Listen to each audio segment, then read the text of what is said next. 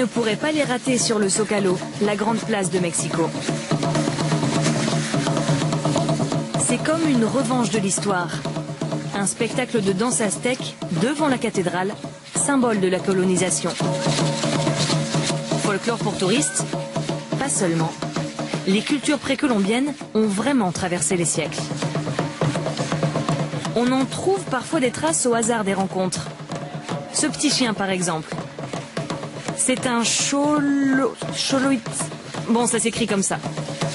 Et c'est un vestige sur pattes.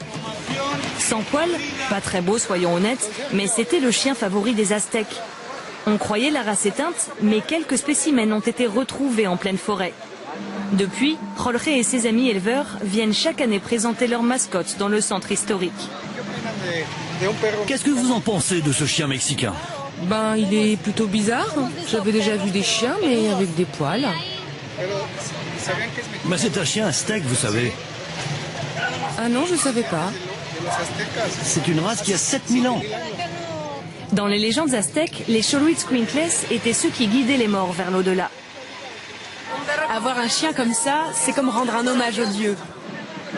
On le dit fragile, très affectueux, parfois un rien farceur. Mais le toutou aztèque a la cote.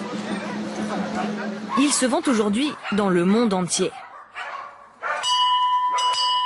Nous avons pris rendez-vous chez l'éleveur.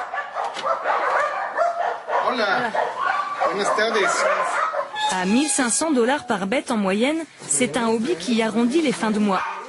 Alors chez Jorge, c'est une vraie pouponnière.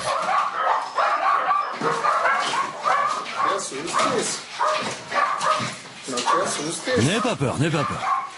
30 chiens dans une petite maison et presque chaque mois des nouveaux venus. Beaucoup de ces chiots ne survivront pas à leur premier mois. Le taux de mortalité chez les petits cholos est très élevé. Des chercheurs de l'université sont venus ici pour tenter de comprendre pourquoi ces chiens meurent autant.